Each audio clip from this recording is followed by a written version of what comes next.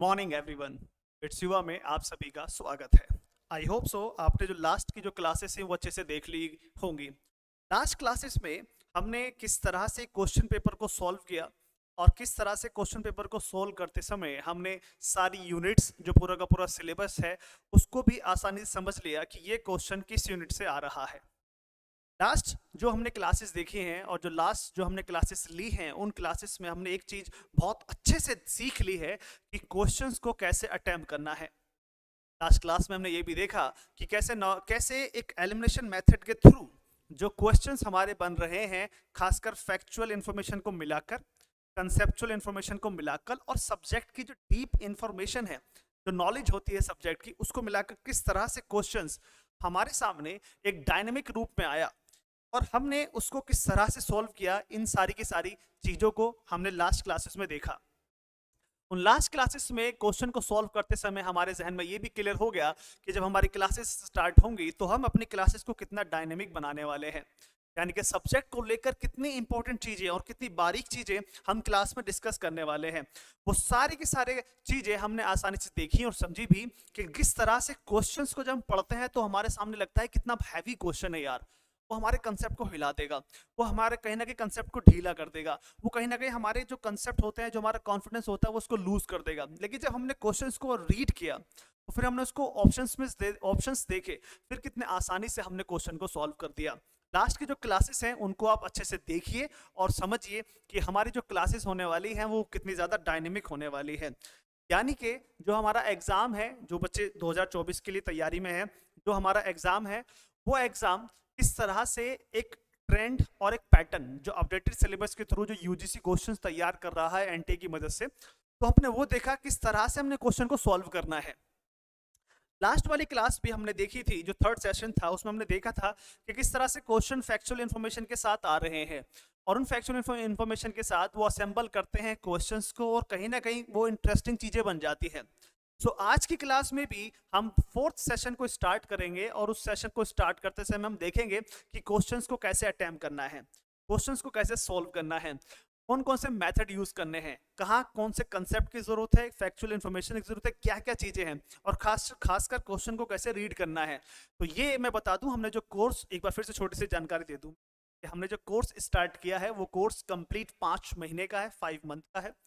First जो 4 month होंगे उसमें कोर्स कंप्लीट किया जाएगा और जो लास्ट 5 मंथ होगा वहां पर फुल महीने फुल टेस्ट सीरीज चलेगी, यानी कि फुल लेंथ जो टेस्ट होते हैं वहां पर वो कंडक्ट किए जाएंगे। ठीक है, इसके अलावा क्लासेस दोनों मोड पर अवेलेबल है, ऑफलाइन भी है और ऑनलाइन भी अवेलेबल है। ठीक है, एक छोटा सा है और वीक में 5 दिन क्लासें होंगी, मंडे टू फ्राइडे, और इसी के बीच में एक यूनिट टेस्ट भी होगा। जैसे यूनिट कंप्लीट हो जाती है उसके अंदर, उसके बाद तुरंत बाद हम एक यूनिट टेस्ट भी रखेंगे जिससे हमारी यूनिट्स भी स्ट्रांग हो जाए। मैं छोटा सा इंट्रोडक्शन मेरा यह है, मेरी सारी जो चीजें हैं वो सब ज्योग्राफी में ही हुई हैं। ठीक है, आज के इस फोर्थ सेशन में हम जून 2023 का पेपर सॉल्व करेंगे और इस पेपर में हम देखेंगे कि किस तरह से हम एक अच्छे से एनालिसिस कर सकते हैं रेस्ट ऑफ द क्वेश्चंस का। शायद आपको याद होगा कि लास्ट वाली क्लास में हमने 50 क्वेश्चन सोल्व किए थे और इस बार हम जो क्वेश्चन करेंगे सोल्व वो 40 क्वेश्चन सोल्व करेंगे और इसमें मैं आपको क्विज दूंगा। इस क्विज में मैं आपसे कुछ कहूंगा कि आप इस चीज को देखिए और मुझे सॉल्व कर मेरे पास भेजिए। ठीक है, एक इंटरेक्शन हम आगे बढ़ाएंगे। चलिए बिना किसी देरी के हम आगे बढ़ते हैं और अपने क्वेश्चंस को सॉल्व करते हैं। Here is a first question, which of the following statement are not true. Question देखना दोस्तों, not true about regional distribution of Muslim population in India. Regional distribution Muslim population in India, यानी कि unit 10 geography of India, geography of India में census of India से फिर से आया हुआ एक क्वेश्चन, सेंसस ऑफ इंडिया से फिर से आया हुआ क्वेश्चन और क्वेश्चन के अंदर है एक ऑप्शन, 2, 3, 4, 5 स्टेटमेंट है मान लीजिए। ठीक है, फिर से क्वेश्चन रिपीट करूं हिंदी वालों के लिए। निम्नलिखित कथनों में से कौन से कथन भारत में मुस्लिम जनसंख्या के क्षेत्रीय वितरण के बारे में सही नहीं है। इसका मतलब यह है कि जो सही है उन्हें चूज नहीं करना है, आपको चूज करना है कौन कौन से कथन एक्सट्रीमली गलत हैं, बिल्कुल गलत हैं। चलिए बिना किसी देरी के पहला ऑप्शन पढ़ते हैं और अपने क्वेश्चंस को आगे बढ़ाते हैं। ठीक है, Lakshadweep has the highest proportion of Muslim population. Lakshadweep में मुस्लिम जनसंख्या का अनुपात सर्वाधिक है? यस, ये ऑप्शन बिल्कुल सही है, क्योंकि 94% से ज्यादा जो मुस्लिम पॉपुलेशन है वो लक्षद्वीप में है। तो इसके हिसाब से तो बिल्कुल ठीक बैठ जाती है। हमें पकड़ना है कौन सा गलत है, ठीक है, यानी कि नॉट ट्रू, जो सही नहीं है। अब ए जिसमें आ रहा है उसे हटा दो। देखो ये तो खत्म हो गया, क्योंकि ए तो सही है, तो ए जिस ऑप्शन में आ रहा है वो तो हमें ऑप्शन अटेम्प्ट करना नहीं है। अब हमारे पास तीन ऑप्शन बचते हैं। चलिए दूसरा पढ़ते हैं। Proportion of Muslim population in total population West Bengal is higher than that in Assam. Proportion का मतलब होता है दोस्तों परसेंटेज। इस क्वेश्चन का मतलब है कि पश्चिम बंगाल में जो मुस्लिम प्रतिशत है मुस्लिम पॉपुलेशन का, वो असम से ज्यादा है। नहीं, गलत है। पश्चिम बंगाल की कुल जनसंख्या में मुस्लिम जनसंख्या का अनुपात असम के अनुपात से अधिक है। गलत। जो पश्चिम बंगाल है, मैं बता दूं, जो पश्चिम बंगाल है वहाँ जो मुस्लिम आबादी है वो करीब करीब 27% के आसपास है, और असम में जो मुस्लिम आबादी है वो करीब करीब 34% के आसपास है। तो ये ऑप्शन तो बिल्कुल गलत हो जाता है, ठीक है। ये ऑप्शन हमारा गलत हो गया, तो हमें एक ऑप्शन हमारा मिल गया, यानी कि ये एक हो गया। अब बी देखो, बी किस किस में है, ठीक है। तो ये ऑप्शन तो हमारा गलत है पूरा का पूरा, और हमें नॉट ट्रू ही पकड़ना है। चलिए फिर आगे बढ़ते हैं। The total population of Muslims in Kerala is higher than in Jammu and Kashmir. ये बिल्कुल ठीक है। जम्मू कश्मीर में कहते हैं मुस्लिम आबादी करीब करीब 68% है, और केरल में 27% के आसपास है। तो इस हिसाब से अगर देखा जाए कि केरल की आबादी जो है वो करीब करीब 3.25 करोड़ के आसपास है, तो उसके हिसाब से देखा जाए तो मुस्लिम्स केरल में ज्यादा है, जम्मू कश्मीर में कम है। तो इसके हिसाब से ये क्वेश्चन बिल्कुल ठीक बैठ जाता है। ये ऑप्शन हमारा ठीक है। अगर सी जिसमें आ रहा है तो उसे भी हम कट कर देंगे। देखो सी इसमें भी आ रहा है, तो अब हमारे पास ऑप्शन बचे बी डी ई, ठीक है, एन सी डी ई। अब आगे देखते हैं, क्लियर है? तो आगे बढ़ते हैं। Proportion of Muslim population in the total population of Uttar Pradesh is higher than in the West Bengal. Uttar Pradesh की कुल जनसंख्या में मुस्लिम जनसंख्या का अनुपात पश्चिम बंगाल से अधिक है। गलत। उत्तर प्रदेश में, ठीक है, 19% मुस्लिम पॉपुलेशन है, ठीक है, और पश्चिम बंगाल में मुस्लिम पॉपुलेशन भी 27% के आसपास है। तो इसके हिसाब से ये भी गलत हो जाता है। तो बी और डी हमने पकड़ लेने हैं, बी और डी हमारे गलत हैं, ठीक है। तो इसके हिसाब से हमारा ये ऑप्शन तो ठीक लगभग लगभग बैठ ही रहा है। चलिए फिर भी हम ई ऑप्शन पढ़ लेते हैं। Punjab has the lowest proportion of Muslim population in comparison to other states of India. गलत है। पंजाब में मुस्लिम जो पॉपुलेशन है, ध्यान से देखना दोस्तों, वो 2% के आसपास है, जबकि सबसे कम मुस्लिम पॉपुलेशन जो है वो मिजोरम में है, एक 0.01% के आसपास है। तो इसने कहा कि Punjab has the slowest proportion of Muslim population in comparison to other state. इस हिसाब से ये भी गलत हो जाता है। तो हमारा ऑप्शन बन जाता है बी डी ई। तो इसका मतलब इन्होंने कहा है कि ऐसे कौन से कथन है मुस्लिम पॉपुलेशन के बारे में जो सही नहीं है। तो बी, डी और ई सही नहीं है। बाकी हम देखेंगे ए भी सही है, ठीक है, और सी भी हमारे ऑप्शन में सही है, ठीक है। Getting my point? तो ये सारे के सारे क्वेश्चंस हैं जो हमने देखे। तो ये क्वेश्चंस हैं कि किस तरह से देखा जा सकता है। तो इसमें हम देखते हैं जो सबसे ज्यादा पॉपुलेशन है वो है परसेंटेज के हिसाब से वो है लक्षद्वीप, फिर आता है आपका JNK, ठीक है, फिर आता है आपका असम, ठीक है, असम के बाद फिर आएगा बिहार और वेस्ट बंगाल, फिर आएगा यूपी। कुछ ऐसे बड़े बड़े राज्य हैं जहां पर मुस्लिम पॉपुलेशन आपको 17% से ज्यादा दिखाई देगी, ठीक है। बाकी नॉर्थ ईस्ट के जो स्टेट्स हैं वहां पर मुस्लिम आबादी आपको 1% से 2% के बीच में ही नजर आएगी। चलिए पहला क्वेश्चन सॉल्व हो गया सेंसस ऑफ इंडिया से, कितने आसानी से हमने देख लिया। और ये चीजें मैं आपके मतलब ये चीजें अपनी क्लास में मैं करवाता हूँ। जब हम क्लास लेते हैं तो अक्सर सेंसस ऑफ इंडिया पर मेरा ज्यादा फोकस रहता है। क्वेश्चन नंबर, नेक्स्ट क्वेश्चन है, arrange the following chronological order. Conference of parties COP21, earth summit, world summit on sustainable development, Montreal protocol. यानी कि unit 4 natural disaster, climate change, global warming summits आ रहे हैं। और आपका जो फर्स्ट पेपर होने वाला है, फर्स्ट पेपर उसकी जो 9वीं यूनिट है वहां भी आपको ये देखने को मिलेगा। तो इनसे कहा गया क्रोनोलॉजिकल ऑर्डर, यानी कि जो सबसे पहले हुआ है उसको सबसे पहले लिखना है, जो लास्ट में हुआ है उसको सबसे लास्ट में लिखना है।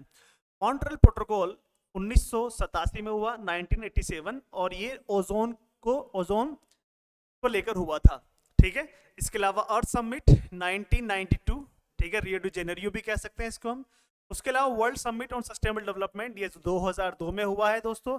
ये साउथ अफ्रीका का जोहानिसबर्ग एक जगह थी, वहां पर हुआ है।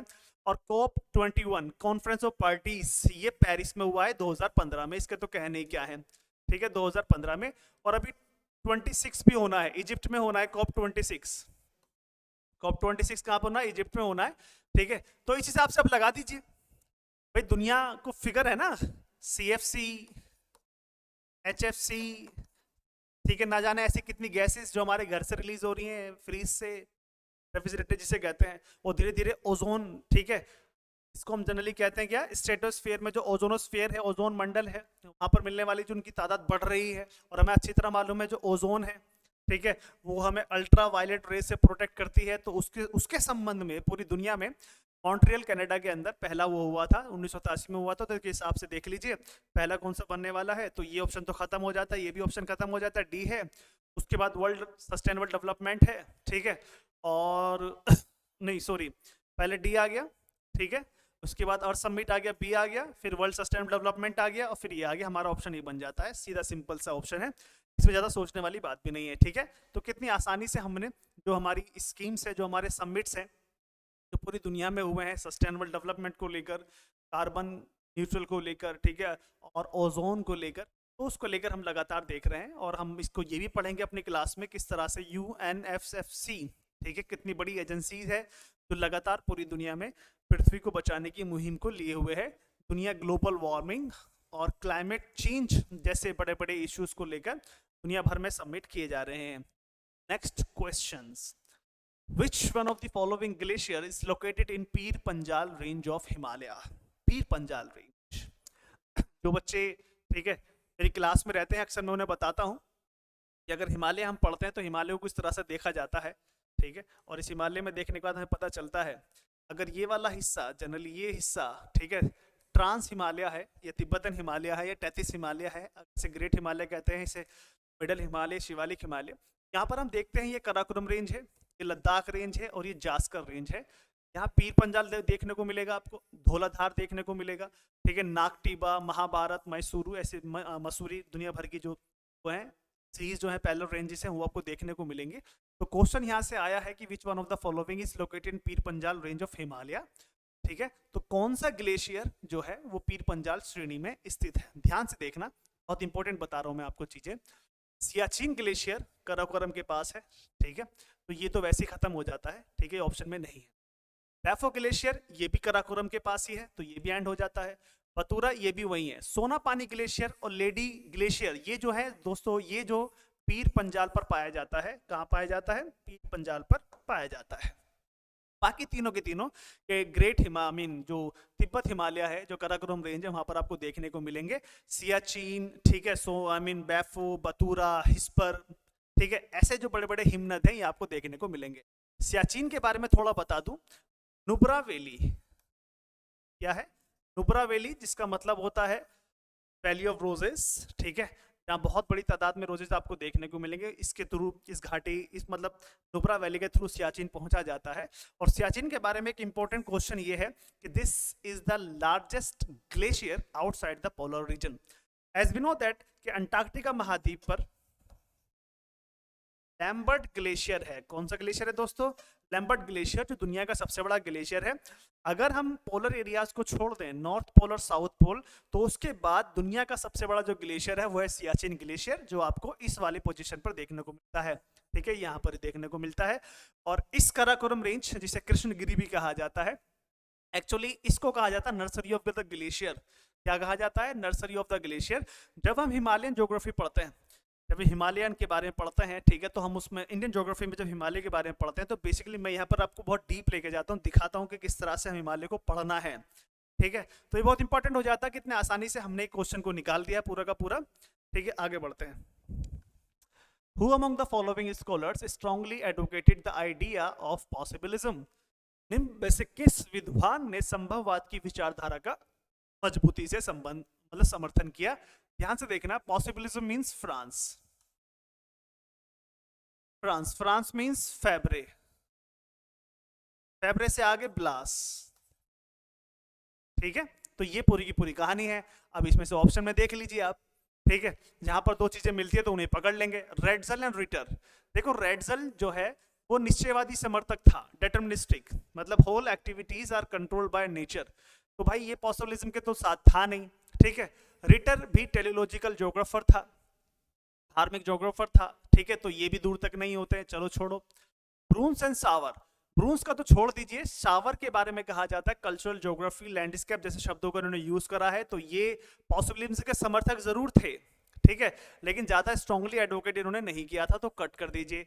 फैब्रे एंड ब्लास मैं आपको बता चुका हूं, possibilism means France, France means Febvre, Febvre means Blache, तो देखो दोनों ही है। कारण फैब्रे को अगर हम ध्यान से देखें तो हमें पता चलता है कि पॉसिबिलिज्म शब्द का जो उद्घाटन किया या फिर जो ओरिजिनेट किया उस वर्ड को इन्होंने किया था, लेकिन जो इसको एडवोकेट किया बहुत स्ट्रांगली फ्रांस के अंदर वो ब्लास है, और ब्लास के बारे में हम जानते ही हैं, इन्होंने टेरेस्ट्रियल होल जैसी कंसेप्ट दिया था, ठीक है, और ज्योग्राफी, फ्रांस की ज्योग्राफी के बारे में इनका बहुत अच्छा कंट्रीब्यूशन है। इसके अलावा इन्हें father of human geography in France कहा जाता है, इन फ्रांस, ठीक है, क्योंकि फ्रांस में ह्यूमन ज्योग्राफी को पॉपुलर करने के लिए इन्होंने बहुत बड़ी बात बोली थी। साथ में बहुत बड़ी बड़ी बातें हैं कि ऑल देयर आर नेसेसिटीज, ठीक है, कहीं भी कुछ नहीं है, हर जगह संभावनाएं हैं, ऐसी चीजें हैं। सावर, वही वाली बात आ गई, हटिंगटन, ठीक है, और सैंपल रेडजल, ये भी नहीं हो सकता है, इसे आप कट कर दीजिए, ये कट कर दीजिए, ठीक है, सैंपल तो रेडजल की शिष्य है।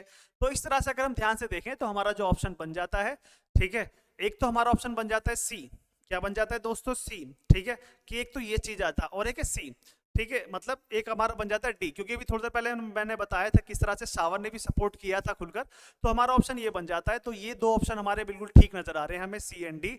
इसमें सबसे स्ट्रांगली जो एडवोकेट किया था वो फैब्रे ब्लास, इसके अलावा शावर और हटिंगटन भी कहीं ना कहीं इनके समर्थक रहे थे, लेकिन इतने बड़े लेवल पर इन्होंने नहीं किया था। हाँ, सावर के बारे में कहा जाता है कि इन्होंने अमेरिका में पॉसिबिलिज्म को सपोर्ट किया था। चलिए कोई बात नहीं, आगे बढ़ते हैं। Who described the state as an organism? राज्य का जीव के रूप में किसने वर्णन किया था? There is no doubt. अगर आप हम्बोल्ट को पढ़ते हैं तो हम्बोल्ट के बारे में कहा जाता है फादर ऑफ फिजिकल ज्योग्राफी, कभी कभी इन्हें father of modern physical geography भी कहा जाता है, और इनकी बहुत सारी रचनाएं हैं, उन रचनाओं में से एक है कोस्मोस। क्या है? कोस्मोस। बहुत सारे इनके कंट्रीब्यूशन है ज्योग्राफी के, आई मीन फिजिकल ज्योग्राफी में, खासकर Panama, permafrost, Barrow, the world climatology, ठीक है, और ना जाने कितनी जगह की यात्रा करना, एंडीज की यात्रा करना, बहुत सारी चीजें हैं। आइजैक बॉमेन, इनके बारे में कहा जाता है ही वाज अ पॉलिटिकल ज्योग्राफर। क्या थे? Political geographer. चलिए, मैकेंडर के बारे में कहा जाता है he was also political geographer, ठीक है, द हार्टलैंड जैसे कंसेप्ट इन्होंने दिए थे। और ऑर्गेनिज्म के तो कहने क्या है, ये है रेडजल। रेडजल के बारे में कहा जाता है इन्हें लिविंग स्पेस जैसे नामों का इजाद किया, लेबनसम जैसे वर्ड इन्होंने यूज करे, ठीक है। इसके अलावा बहुत सारी चीजें, ठीक है, जैसे कि एंथ्रोपोजियोग्राफी हो गई है, इन्होंने वो दिया था, ठीक है। पॉलिट्जे एक बुक है, वो इनकी दी गई है, ठीक है। इसके अलावा इन्हें फादर ऑफ पॉलिटिकल ज्योग्राफी कहा जाता है, इसके अलावा फादर ऑफ ह्यूमन ज्योग्राफी कहा जाता है। डिटर्मिनिस्टिक अप्रोच इन्होंने दिया था, ठीक है। मैनकाइंड को लेकर इनकी एक बुक है, बहुत ज्यादा कॉन्ट्रीब्यूशन है इनका। और इसके अलावा सोशल डार्विनिज्म, डार्विन से ज्यादा प्रभावित थे, तो इन्होंने डार्विन को सोशल डार्विनिज्म के आधार पर, ठीक है, इन्होंने पूरी दुनिया के सामने रखा। तो सही जो वो जाएगा ऑर्गेनिज्म, ठीक है। तो रेडजल के दो शिष्य हुए, पहला हुआ, ठीक है, एक सैंपल, और दूसरा हुआ जेलन। ध्यान से देखना, रेडजल ने कहा कि कोई जो राज्य होता है वो एक जीव की तरह होता है, उसे जिंदा रहने के लिए नियर बाय के छोटे छोटे जीव होंगे, उनको खाना पड़ेगा। अब इस बात को जो जेलन था उसने सीरियसली ले लिया। फिर जब ये हाशोफर तक गई कहानी, फिर हिटलर तक गई कहानी, कुछ इस तरह से जर्मनी सेकेंड वर्ल्ड वॉर में जाकर फंस गया था। तो पढ़ेंगे इसके बारे में, इंटरेस्टिंग स्टोरीज है कि रेडजल का जो कंसेप्ट था, ठीक है, लेबनसम, जीवित जीव, वो किस बात की ओर संकेत करता था, और किस तरह से किन ऑथर्स ने इसको एडवोकेट किया, सपोर्ट किया और इसे कॉपी किया। आगे बढ़ते हैं। Who wrote the book Illustration of Huttontian Theory of the Earth? Illustration of Huttonian theory of the Earth नामक पुस्तक किसने लिखी है? देखो, ये है जेम्स हटन, और हम अच्छी तरह जानते हैं जेम्स हटन जाने जाते हैं यूनिफॉर्मिटेरियनिज्म, ठीक है, क्लियर है। इसके अलावा इन्होंने ये भी कहा था नो वेस्टीज ऑफ बिगिनिंग और समथिंग पास्ट वगैरह, बड़ी बड़ी बातें। और ये क्या था, present is the key of the future, ये पास्ट कुछ ऐसी इन्होंने बातें कही थी। Getting my point? तो ये बहुत बड़ा योगदान देकर गए हैं, बहुत बड़ा योगदान ज्योग्राफी में देखे गए हैं। और इनकी एक कंसेप्ट है थ्योरी ऑफ द अर्थ, कुछ ऐसी इन्होंने एक बुक भी लिखी है जिसमें इन्होंने बहुत अच्छी अच्छी बातें बताई हैं। इनके अनुसार दो बातें निकल कर आती हैं कि पृथ्वी का निर्माण कैसे हुआ होगा, कैटास्ट्रॉफिक या ग्रेजुअल। जैसे आमतौर पर हम देखते हैं कि किसी भी जीव का विकास होता है, किसी भी देश का विकास होता है, या फिर पृथ्वी का विकास ले लीजिए, तो एक ग्रेजुअल तरीके से हुआ है, एक ग्रेजुअल तरीके से हुआ है। और आप इसको ये नहीं कर सकते कि अचानक ही विस्फोट हो गया। जैसे बिग बैंग थियरी है, बिग बैंग थियरी क्या कहती है कि झटाक से एक फायरबॉल के अंदर विस्फोट हुआ और 3 लाख साल तक पूरा का पूरा ब्रह्मांड ट्रांसपेरेंट हो गया। ये कैटास्ट्रॉफिक एक इवेंट हुआ, बहुत तेजी से कोई घटना घट जाना, ये इसके अगेंस्ट थे। ये ही was the against of catastrophism के बहुत तेजी से कोई विकास होता है, तो उन्होंने इसको कंप्लीटली इग्नोर किया था, ये हम अच्छी तरह जानते हैं। तो इनके बड़े बड़े कॉन्ट्रीब्यूशन हैं जो हमने देखे हैं। चलिए, इसके अलावा बोमेन के बारे में मैंने लास्ट ऑप्शन में पढ़ा था कि was a political geographer. Vidal de Blache के बारे में हमने देख ही लिया है। हाँ, ये जरूर मैं आपको बताना चाहूंगा कि जेम्स हटन का जो प्रिय मित्र था उसका नाम था जॉन प्लेफेयर। एक पक्का यार, एक पक्का दोस्त, उसने किताब लिखी है ये वाली, जॉन प्लेफेयर की है ये बुक। ठीक है, अब दोस्त है तो दोस्ती के कुछ तो निभाएगा ही ना। जैसे आपके भी बहुत सारे दोस्त वगैरह होंगे, वो आपके लिए कुछ ना कुछ लिखते रहते होंगे। डेफिनेटली बुक तो जरूर लिखी होगी आपके लिए कि भाई तेरे लिए मैंने बुक लिखी है, ये दोस्त है। ठीक है, हटन के लिए एक बुक लिख दी बंदे ने, बहुत बड़ी बात होती है। Getting my point. इनके बारे में बताने की जरूरत नहीं है, मैंने बता दिया है, मतलब खासकर इन दोनों के बारे में तो मैंने आपको पिछली क्लास में बता दिया है, और पिछले वाले स्लाइड में भी मैंने आपको बता दिया। Next, which among the following is correct sequence of the stages through which a new boundary under most condition is determined? निम्नलिखित में से कौन सा अधिकतर स्थितियों में नई सीमा निर्धारित किए जाने के चरणों का सही क्रम है? पॉलिटिकल ज्योग्राफी से आया हुआ क्वेश्चन है। ठीक है, चलिए, अब ये कह रहा है कि अगर आपको कोई सीमा का निर्धारण करना हो, उस वो सीमा नहीं, ठीक है, सचिन वाली, ठीक, एक सेकेंड दोस्त,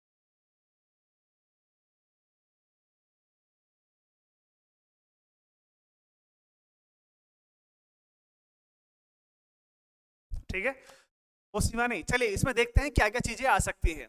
आपको कोई एक सीमा का निर्धारण करना है, तो सीमा का निर्धारण कुछ चरणों में होता है, कुछ स्टेप्स में होता है। कैसे आप करेंगे, देखो ध्यान से, अलोकेशन है, डिलिमिटेशन है, मेंटेनेंस है और डिमार्केशन है। ठीक है, तो भाई सबसे पहले कोई भी आप सीमा का निर्धारण करेंगे तो सबसे पहले आप अलोकेट करेंगे, कहां पर किस चीज को करेंगे। तो मेरे हिसाब से सबसे पहले आएगा ए, अलोकेट करना। उसके बाद आएगा उस चीज को जो लोकेट करा उसको रख रखाव करें, मेंटेन करें। ठीक है, और डिलिमिटेशन, फिर डिमार्केशन। ठीक है, ए हो गया, और उसके अलावा फिर आएगा बी, डिलिमिटेशन करना। ठीक है, और फिर उसका डिमार्केशन करना। इस तरह से हमारा ऑप्शन बन जाएगा 4, बात खत्म। ठीक है, तो सबसे पहले आप उसे अलोकेट कीजिए, फिर उसको, ठीक है, और मेंटेनेंस पे लेकर आइए, फिर उसको डिलिमिटेशन पे लेकर आइए, फिर उसका डिमार्केशन कर दीजिए। इस तरह से चीजें आगे बढ़ती चली जाएंगी। Next, producer in the trophic level includes, पोषक स्तर में उत्पादकों में सम्मिलित है फोटोसिंथेटिक ग्रीन प्लांट्स। ठीक है, अगर हम पोषक स्तर पढ़ते हैं यानी कि ट्रॉफिक लेवल पढ़ते हैं तो आपको अच्छी तरह पता होगा। Trophic level 1, 2, 3, 4, number 1, number 2, number 3, number 4, ये प्रोड्यूसर है। ठीक है, जो प्रोड्यूस करते हैं, ये प्राइमरी कंज्यूमर है, ये प्राइमरी, ठीक है, एक तरह ये भी कंज्यूमर ही आते हैं, लेकिन इसके अंदर जो है वो कार्निवर्स आ जाते हैं, ये हार्बीवर्स होते हैं। ये भी प्राइमरी कंज्यूमर है, ये भी प्राइमरी कंज्यूमर है। ये हार्बीवर्स हो जाएंगे, कार्निवर्स हो जाएंगे, टॉप कार्निवर्स हो जाते हैं, जिसके अंदर लायन भी आता है और मैन भी आता है। तो ये कह रहा है कि producers in the trophic level, producers in the trophic level में कौन कौन शामिल होते हैं? फोटोसिंथेटिक ग्रीन प्लांट्स, ये भी शामिल होता है, there is no doubt. Photosynthetic bacteria, ये भी शामिल होता है। केमोसिंथेटिक बैक्टीरिया, ये भी शामिल होता है। फ्रूट कैसे हो जाएगा? फ्रूट तो प्राइमरी कंज्यूमर है जो खाता है इन चीजों में। ठीक है, तो ये हट जाएगा। बाकी एबीसी देख लो, अब जहां पर एबीसी आ रहा हो, तो एबीसी आ रहा हमारा यहाँ पर, ये हो जाता है हमारा डी, तो हो नहीं सकता, डी इस तरह से कट हो जाएगा, ये इस तरह से कट हो जाएगा, इस तरह से हमारे क्वेश्चन भी सॉल्व हो जाएगा। आगे बढ़ते हैं। ठीक है, organism with r selected growth pattern tend to occupy which trophic level. देखो फिर से ट्रॉपिक लेवल से क्वेश्चन आ गया, इनके 2 क्वेश्चन यूनिट 4 से आए back to back. R selected, तो ध्यान से देखना, जब हम एनवायरमेंट पढ़ते हैं ना दोस्तों, तो 2 चीजों पर पढ़ते हैं। ठीक है, जो भी ऑर्गेनिज्म है ना, या तो वो आर होगा या वो के होगा। आर जो होंगे वो एक, आर जो होंगे ना वो एक तरह का जो एनवायरमेंट है वो अनस्टेबल एनवायरमेंट को क्रिएट कर देते हैं। मतलब वो होती तो उनकी आबादी बहुत ज्यादा है, लेकिन बहुत थोड़े समय के लिए जीते हैं। जैसे मॉस्किटो ले लीजिए आप, घने एक साथ आबादी इकट्ठी हो जाती है, लेकिन बहुत जल्दी समय में सब खत्म भी हो जाते हैं। एक तरफ ले लीजिए, कुछ ऐसे एनिमल्स भी हैं, कुछ ऐसे ऑर्गेनिज्म भी हैं जो एक स्टेबल एनवायरनमेंट का निर्माण करते हैं, यानी कि आबादी कम होगी लेकिन क्या है, एक तरह से उनकी लाइफ बहुत लंबी होती है। एलिफेंट है, लोयन है, ठीक है, चीता है, ऐसी चीजें आप ले लीजिए। तो इसमें आर बोला इन्होंने, तो जनरली आर देखोगे ना, आर क्या होता है कि इनकी लाइफ बहुत छोटी होती है लेकिन पॉपुलेशन बहुत ज्यादा होती है, ठीक है। इस हिसाब से ही सबसे निचले वाले लेवल में पाए जाते हैं, सबसे निचले वाले लेवल में। यहाँ से कहानी पूरी की पूरी एंड हो जाती है कि r selected growth patterns tend to occupy which trophic level, level trophic निम्न पोषक स्तर में पाए जाते हैं, इससे ज्यादा कहीं भी नहीं पाए जाते। बाकी अगर हाई की बात करेंगे तो के हो जाता है यहाँ पर। नेक्स्ट मैच करना है फिर से bio geochemical cycle, flow of energy, biomass, food chain, ये भी यूनिट 4 से ही क्वेश्चन आया है बैक टू बैक। आप देखेंगे 3 क्वेश्चन आपके साथ आए हैं। There is no doubt bio geochemical cycle मतलब 2 है, हो जाता है हमारा।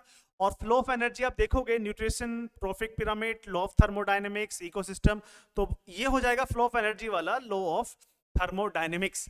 बायोमास आप जानते ही हैं इकोसिस्टम का पार्ट है, फूड चेन के बारे में बताने की जरूरत नहीं है, ट्रॉफिक लेवल है। इसी तरह से आप देखोगे डी का पकड़ लीजिए थर्ड, ठीक है, ये कट हो जाता है, और सी का आ जाएगा फर्स्ट, ठीक है, सी का फर्स्ट ये हो रहा, तो हमारा ऑप्शन ये सीधे सीधे निकल कर आ जाता है। यानी कि बैक टू बैक क्वेश्चन हमने देखे, 3 क्वेश्चन हमारी यूनिट 4 से आए हैं। चलिए next, which of the following are not probability sampling techniques. अब की बार जो क्वेश्चन आया है वो यूनिट 9 से आया है, ज्योग्राफिक टेक्निक से आया है क्वेश्चन। अब इसमें ये कहा गया है कि कौन सा प्रोबेबिलिटी सैम्पलिंग टेक्निक से, मतलब कौन सी प्रोबेबिलिटी सैम्पलिंग टेक्निक नहीं है, ठीक है, कौन सा नहीं है। देखो अक्सर हम क्लास जब चलती है हमारी तो क्लास में हम पढ़ते हैं, एक होता है प्रोबेबिलिटी टेक्निक, एक होता है नॉन प्रोबेबिलिटी टेक्निक। जो प्रोबेबिलिटी टेक्निक में आते हैं सबसे पहले उसमें आता है simple random. Simple random probability technique का हिस्सा है। इसके अलावा स्ट्रेटिफाइड भी उसका हिस्सा है, ठीक है, इसके अलावा क्लस्टर भी उसका हिस्सा है, ठीक है, इसके अलावा मल्टी स्टेज, जो मल्टी स्टेज प्रोबेबिलिटी टेक्निक है, ये सारे के सारे क्या है, सिंपल रैंडम, ठीक है, स्ट्रेटिफाइड और क्लस्टर टेक्निक्स, ये हमारे प्रोबेबिलिटी वाली सैंपलिंग का हिस्सा है, जबकि उन्होंने पूछा कोई नहीं है। तो ध्यान से देखना, नॉन प्रोबेबिलिटी में सबसे पहले आता है स्नोबॉल, ठीक है, उसके बाद आता है कन्वीनियंस, ठीक है, इसके बाद आता है कोटा, ठीक है, उसके बाद आता है परपोसिव, परपोसिव, ये हमारे नॉन प्रोबेबिलिटी में आते हैं। तो इसके हिसाब से अगर हम देखें कौन से नहीं है, तो भाई साहब ये भी नहीं है और ये भी नहीं है, ठीक है। इसमें आप कन्वीनियंस भी लिख सकते हैं, ठीक है, कन्वीनियंस। तो सी और ई तो बिल्कुल भी नहीं है, तो इस हिसाब से अगर हम क्वेश्चन का आंसर देखें तो हमारा आंसर ये निकल के आ जाता है सामने, ये हमारा क्वेश्चन पूरा का पूरा सॉल्व हो गया इतनी आसानी से, ठीक है। तो कितनी सिंपल तरीके से हम क्वेश्चन को सॉल्व करते हैं अपनी क्लास में, ठीक है, कि कौन कौन से प्रोबेबिलिटी टेक्निक्स हैं, कौन कौन सी प्रोबेबिलिटी टेक्निक्स नहीं है। तो इनसे भी लगातार क्वेश्चंस हमारे एग्जाम में आ रहे हैं, और बाकी की इससे डेप्थ में जानकारी हम अपनी क्लास में देखेंगे। चलिए next, match list first list second, सूची 1 का सूची सेकंड से मिलान करना है। यहां पर दिया गया है वेदर पैरामीटर, मौसम मानदंड, और यह है इंस्ट्रूमेंट उपकरण। अब ये 4 ऑप्शन है, 4 ऑप्शन इधर है, मिलाने हैं। सबसे पहला है ड्यूरेशन ऑफ द सनसाइन, यानी कि सूर्य किरण का जो ड्यूरेशन है उसको किसके थ्रू मापा जाता है। एटमॉस्फेरिक प्रेशर, उसे किस तरह से मापा जाता है। रिलेटिव ह्यूमिडिटी, ओके, इवापोरेशन, इसको किस तरह से मापा जाता है। तो एक चीज तो क्लियर है कि duration of sunshine Campbell Stokes recorder से मेजर किया जाता है। तो एक अगर तीसरा कहीं दिख रहा है तो आप देख लीजिए, एक का दूसरा है कट कर दो, एक का चौथा है कट कर दो, 2 ऑप्शन है। एटमॉस्फेरिक प्रेशर को हम अच्छी तरह जानते हैं कि वो बैरोमीटर के थ्रू मेजर किया जाता है। तो अगर बी का हमारा 4th है तो इस हिसाब से अगर बी का हमारा 4th आ रहा है यहाँ पर, तो ये हमारा ऑप्शन नजर आ जाता है, लेकिन दोनों में 4th आ रहा है, वेरी क्लोज फाइट, बहुत क्लोज फाइट है। चलिए फिर से देख लेते हैं। रिलेटिव ह्यूमिडिटी जो है वो हाइग्रोग्राफ से शो की जाती है। सी का अगर पहला कहीं दिखाई दे रहा तो वो हमारा ऑप्शन बिल्कुल ठीक हो जाएगा। तो दोस्तों सी ये रहा, सी का फर्स्ट, तो हमारा ऑप्शन निकल गया सीधे सीधे तौर पर ऑप्शन 3। तो हमने कितने आसानी से मैच करके अपने क्वेश्चन और स्ट्रांगली बना लिया। आगे बढ़ते हैं। Read the given statement about tide producing forces carefully and identify the correct statement। Tide, ज्वारोत्पादक बलों के बारे में दिए गए कथनों को ध्यानपूर्वक पढ़ें और सही कथनों का पहचान आपने करना है, ठीक है। तो इसका मतलब हम जानते हैं एक निश्चित समय पर समुद्र का पानी आगे बढ़ता है और एक निश्चित समय पर समुद्र का पानी पीछे हटता है, इसे ही हम टाइड कहते हैं, ठीक है। चलिए पहला क्वेश्चन क्या है, पहला ऑप्शन है the attraction of the moon is maximum at the point which is closest to the moon on the earth surface. चंद्रमा का आकर्षण बल पृथ्वी के धरातल पर उस बिंदु पर अधिकतम होता है जो चंद्रमा के सर्वाधिक निकट है। बिल्कुल ठीक है, देयर इज नो डाउट। ठीक है, और हमने क्या निकालना है? Statement about tide, correct statement निकालना है। बिल्कुल ठीक है। Distance is very important variable, दूरी एक बहुत महत्वपूर्ण चर है, ये भी ठीक नजर आ रहा है अभी तो। The attraction of the moon is minimum at the point which is closest to the moon. The attraction of the moon is minimum at the point which is closest to the moon on the earth surface. गलत है, सी जहां पर गलत है पकड़ लो, ये भी है, ये भी है। The tide generation forces are very large in magnitude compare to the gravitational force. Tide generating forces are very large. गुरुत्वाकर्षण बलों की तुलना में ज्वार उत्पादक बलों का परिणाम बहुत अधिक है। ये तो कहीं समझ में नहीं आता। ठीक है, इस हिसाब से ये भी गलत हो जाता है। तो भाई कुल मिला के आपके ए और बी ठीक है। ए और बी इसमें कहीं आ रहा है, ये आ रहा है ए और बी। Getting the point. इसको कैसे आप समझोगे? इसको ऐसे समझना आप, ये है आपका, ठीक है, अर्थ, ये है आपका मून, ठीक है, ये भी आपका मून है। सबसे कम जो मतलब सबसे कम दूरी पर जो होता है, ऐसा कहा जाता है, वो 3,62,000 किलोमीटर के आसपास होता है। और जो सबसे दूर होता है वो 4 लाख किलोमीटर के आसपास होता है। मोर देन 4 लाख किलोमीटर है, उसके आसपास होता है। और ऐसा कहा जाता है सन मतलब अर्थ और मून का जो एवरेज डिस्टेंस है वो 3,84,000 किलोमीटर के आसपास है। Getting the point. जब सबसे कम होता है तो पेरिगी होती है, और सबसे दूर होता है तो एपोगी होती है। ठीक है, अब आप देखोगे कि इसका जो एक अट्रैक्शन फोर्स है, यानी कि अगर ध्यान से देखेंगे, ये हमारा अगर सन हुआ, ध्यान से देखना, ये अगर हमारा सन है, ये हमारा अगर मून है, और ये हमारा अगर अर्थ है, ठीक है, थोड़ा छोटा अर्थ हो गया, ये हमारा अर्थ है। तो ध्यान से देखना, ये एक दूसरे का प्रॉपरली, सन और अर्थ, इसके प्रॉपर रोटेशन रेवोल्यूशन दोनों साथ ही करता है। ठीक है, तो इस हिसाब से अगर देखा जाए तो हमें पता चलता है कि जो मून है उसका पृथ्वी पर अट्रैक्शन फोर्स ज्यादा है। उसका अट्रैक्शन फोर्स ज्यादा है, 2.34 समथिंग टाइम्स ज्यादा है, और सन का जो है वो 1.69 टाइम्स के आसपास ही है। तो क्योंकि मून पृथ्वी के ज्यादा नजदीक है, तो वहां जो अट्रैक्शन फोर्स लगता है वो कहीं ज्यादा अच्छी पावर रखता है समुद्र के पानी को पुल करने का। तो जिस हिसाब से सीधा सा क्वेश्चन बन जाता है हमारा। बाकी रेस्ट ऑफ दी दो चीजें हैं, आगे बढ़ते हैं। Non structural measures of flood disaster management in India includes. Bharat में गैर संरक्षित बाढ़ आपदा प्रबंधन उपायों में शामिल है। नॉन स्ट्रक्चरल, ध्यान से देखना दोस्तों, जब कभी भी फ्लड मैनेजमेंट की बात होती है, जब कभी फ्लड मैनेजमेंट की बात होती है तो क्वेश्चन यहीं से आता है। एक तो होता है नॉन स्ट्रक्चरल, एक होता है स्ट्रक्चरल। नॉन स्ट्रक्चरल, स्ट्रक्चरल की बात की गई है, ठीक है। स्ट्रक्चरल में अक्सर क्या होता है कि चैनल्स को कंट्रोल करना, डैम्स बनाना, ठीक है, जो नदी का बहाव है उसको कंट्रोल करना, बैंक्स पर नई नई चीजें क्रिएट कर देना, तो ऐसी चीजें होती हैं। और बाकी नॉन स्ट्रक्चरल में फोरकास्टिंग आता है, डोनेशन आता है, प्लानिंग आता है, ये बेसिक चीजें आती हैं। तो इन्होंने नॉन स्ट्रक्चरल पूछा है, तो ध्यान से देखना, flood donation is a part of non structural, and flood forecasting, भविष्यवाणी कर देना, ये भी नॉन स्ट्रक्चरल का है। और embankment of construction and channel improvement, ये दोनों के दोनों स्ट्रक्चरल के अंदर आता है। गेटिंग माय पॉइंट, ये स्ट्रक्चरल का पार्ट है, और बाकी दोनों ऊपर वाले जो पॉइंट्स हैं ये नॉन स्ट्रक्चरल का है। तो ए भी आप देख लो, जहां भी ए भी होगा, ये ए भी आपका क्या है, नॉन स्ट्रक्चरल में आता है। और बाकी सी डी यहाँ पर होता तो हम कह देते कि वो स्ट्रक्चरल का पार्ट है। इस तरह से हम देखते हैं जब हम मैनेजमेंट की बात पढ़ते हैं, ठीक है, जब फ्लड डिजास्टर मैनेजमेंट पढ़ते हैं तो उसमें structural and non structural measurements को भी हम अच्छे से पढ़ते हैं। उसमें हम ये देखते हैं कि किसमें कौन सी चीजें आती हैं। गेटिंग माय पॉइंट, चलिए आगे बढ़ते हैं। Delta form by Ganga river is an example of, देखो कितना इजी क्वेश्चन है। गंगा नदी द्वारा बना डेल्टा का डेल्टा उदाहरण है, कौन सा उदाहरण है? ध्यान से देखना, ये जो डेल्टा है बर्डफुल्ट, इसको तो कहा जाता है ये मिसिसिपी रिवर्स का है। एस्टुराइन डेल्टा के बारे में तो कहने क्या है, नर्मदा ले लो, तापी ले लो, और बहुत सारी नदियां हैं। कैस्पर्ड डेटा के बारे में कहा जाता है it's a part of Tiber river Italy. और बाकी आर्कवेट डेटा का तो कहने क्या है, इसमें गंगा भी आती है, ठीक है, इरावती भी आती है, इंडस भी आती है, ठीक है, नाइजर भी आती है, इसमें नाइल दुनिया की सबसे लंबी रिवर भी आती है। सारी की सारी जो रिवर्स है वो आर्कवेट डेल्टा का एग्जांपल है, इसे हम पढ़ते हैं, अक्सर हम पढ़ते हैं। और जब मैं टॉपिक पढ़ाता हूं तो इस टॉपिक को मैं दो लेवल में पढ़ाता हूं। एक तो है कि कंसेप्चुअल लेवल, क्या है कंसेप्चुअल लेवल, जो रिवर्स होती हैं उनका ड्रेनेज सिस्टम, ड्रेनेज पैटर्न, ठीक है, एंटीसीडेंट है या सुपर इम्पोज्ड है, वाटर शेड क्या है, वाटर बेसिन क्या है, इन बेसिक चीजों पर हमारा फोकस होता है जो टेक्निकल टर्म्स होते हैं। दूसरा इसका पार्ट हम फैक्चुअल इंफॉर्मेशन पे लेके चलते हैं, जैसे कि रिवर कितनी लंबी है, रिवर का ऑरिजिनेट पॉइंट क्या है, रिवर का ऑरिजिनेट पॉइंट होने के साथ साथ ये किन राज्यों से होकर बहती है, रिवर पर कौन कौन से डैम्स हैं, डैम्स हैं तो क्या वो इरिगेशन को लेकर है या पावर जनरेशन को लेकर है। इस तरह से हम पूरे का पूरा इस चैप्टर को कंप्लीट करते हैं, खासकर इंडियन ड्रेनेज सिस्टम में। ठीक है, पढ़ेंगे हम इंडियन ड्रेनेज सिस्टम को भी, तब आपको बताऊंगा किस तरह से इस चैप्टर को समझा जाता है। Next, the density of oceanic water is generally lowest. महासागरीय जल का घनत्व सामान्यतः सबसे कम होता है, कहां पर होता है, चलिए देख लेते हैं। ठीक है, तो इसमें कह रहा है कि जनरली लोएस्ट इन महासागरीय जल का घनत्व सबसे कम होता है।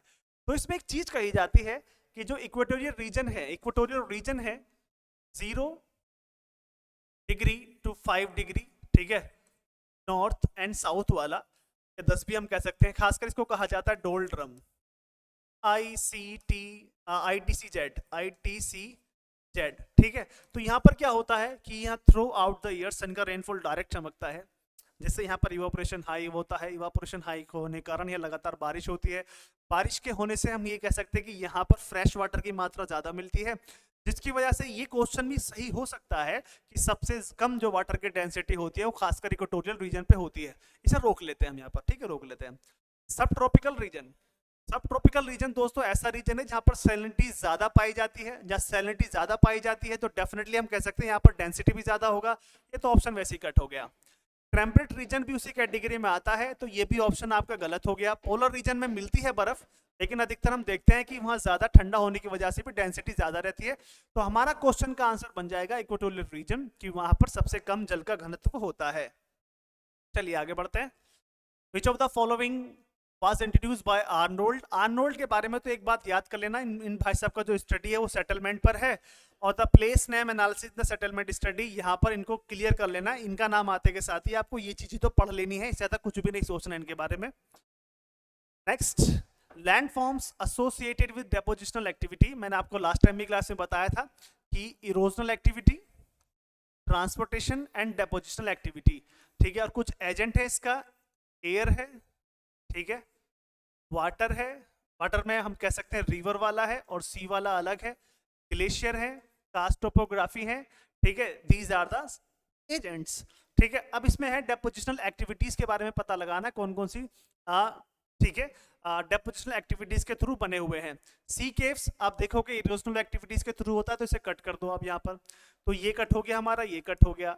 एस्कर भी आप देखोगे वेव बिल्ड प्लेटफॉर्म, ये भी इसके अंदर एक ऑप्शन जो है वो इरोजनल का है, उसे भी खत्म कर दो आप।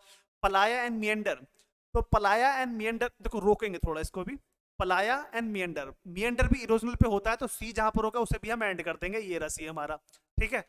Arc and plunge pool, barrier and beach, deposition से पूछा है, तो लोएस्ट का मैदान जो होता है दोस्तों वो एक डेपोजिशन पर है, तो ई हमारा क्वेश्चन बन जाता है। अब हमारा ऑप्शन इनमें से ही होने वाला है, तो एक तो हमारा ये हो गया, ठीक है, क्लियर है, ई हो जाता है, और एक हमारा बन जाता है, ठीक है, पलायन मियंडर, मियंडर तो रहने दीजिए, कट कर दीजिए, ठीक है, और बी। अब हमारा ऑप्शन बन जाता है इसके अंदर बी एंड डी, यानी कि हमने जो सोच रहे थे कि esker and wave platform actually it's a part of डेपोजिशनल activity, तो हमारा क्वेश्चन का आंसर बन जाता है बी एंड ई। चलिए आगे बढ़ते हैं। Which one of the following facts are associated with photo period. निम्नलिखित में से कौन से तथ्य फोटो पीरियड के साथ संबंधित हैं। पहला ऑप्शन देख लेते हैं, पहला ऑप्शन क्या कह रहा है, ध्यान से पढ़ना दोस्तों। Longer the photo period the greater is the total possible insolation. प्रकाश की अवधि जितने लंबे समय की होगी, कुल संभवतः सूर्य ताप उतना ही अधिक होगा। बात तो समझ में आ रही है भाई, जितनी देर तक सूरज दिखाई देगा या चमकेगा उतनी ज्यादा प्रकाश की अवधि होगी। चलिए ये सही है, तो ये ना which of the following facts are associated with the photocopy, ये बिल्कुल ठीक है। अगर ए ठीक है तो आप इसे कट कर दीजिए आप। At the poles, day and nights are always equal. लो जी, ऐसा ऑप्शन दे दिया जिसे पढ़ने के बाद हमें यकीन हो गया कि 100% ये गलत है, क्योंकि हम अच्छी तरह जानते हैं ध्रुवों पर दिन रात, ठीक है, बराबर नहीं होते हैं, ठीक है, वहां कभी 6 महीने का दिन होता है, कभी कभी 6 महीने की वहां रातें होती हैं, दिन और रात जो बराबर होते हैं वो तो इक्वेटर पे होते हैं। इस हिसाब से अगर बी आप देखोगे तो ये भी कट हो गया आपका, ये भी कट हो गया। अब आ जाइए सी का option, at the poles the daily photo period reach at a maximum 24 hour in a summer and minimum 0 hours in a winters. ये बात बिल्कुल ठीक बोली इन्होंने कि जो पोल्स पर क्या होता है, समर्स के अंदर हम देखते हैं कि जो फोटो कॉपीड का जो सीजन है वो काफी लंबा हो जाता है प्रकाश की अवधि का, और विंटर्स में बिल्कुल 0 हो जाता है। At poles the daily photo period reaches maximum 24 hour winters, क्या बात कर रहे हो, ठीक है, and minimum 0 hours in summers, ये गलत हो जाता है। तो ऑप्शन हमारा ए और सी बचता है। तो हमारा ऑप्शन का आंसर ये हो जाएगा ए एंड सी। मतलब कुल मिलाकर लॉजिकली है कि किस तरह से इंसोलेशन हो रहा है, उस इंसोलेशन को आपको लॉजिकली फाइंड आउट करना है। अगर आपने लैटिट्यूडनल डिस्ट्रीब्यूशन ऑफ इंसोलेशन अच्छे से पढ़ लिया तो आप इस क्वेश्चन को आसानी से कर देंगे। Getting my point? Latitudinal insolation, तो किस तरह से लैटिट्यूड के हिसाब से इंसोलेशन जाता है, तो इस पे सूरज की अवधि, पृथ्वी का घूर्णन, पृथ्वी का, ठीक है, जो रेवोल्यूशन होता है, परिक्रमा होता है, उन सारी मैटर्स को हम इसमें देखेंगे और समझेंगे कि हमारी जो सेकंड यूनिट है क्लाइमेटोलॉजी वो किस चीज के बारे में बातें करती है। Next, which one of the following is located near Greenland? निम्नलिखित में से कौन सा ग्रीनलैंड के निकट है? Telegraph plateau, Walvis ridge, Puerto Rico and Challenger ridge. देखो कितना प्यारा क्वेश्चन है। इस क्वेश्चन को ना हम थोड़ा मैप के थ्रू सॉल्व करेंगे।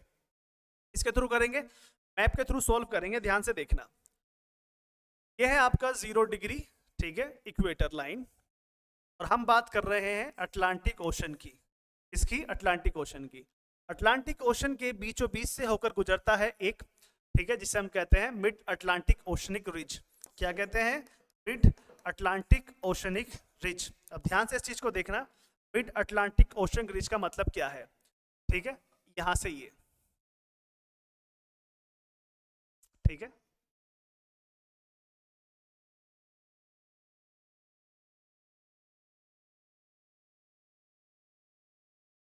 इसने पूछा है कि ग्रीनलैंड के पास नजदीक कौन है। ध्यान से देखना दोस्तों, टेलीग्राफ प्लेट्यू के बारे में कहा जाता है। क्या कहा जाता है? टेलीग्राफ प्लेट्यू के बारे में कहा जाता है, ग्रीनलैंड के पास है। टेलीग्राफ के साथ साथ यहां पर थॉमसन, जिसे टॉमसन भी कहा जाता है, टॉमसन रिज भी अवेलेबल है। क्या है?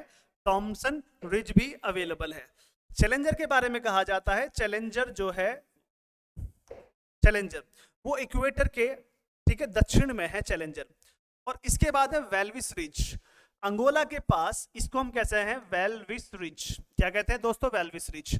और ये वाला हिस्सा जो आप देख रहे हैं कौन सी रिज है? ये है dolphin ridge.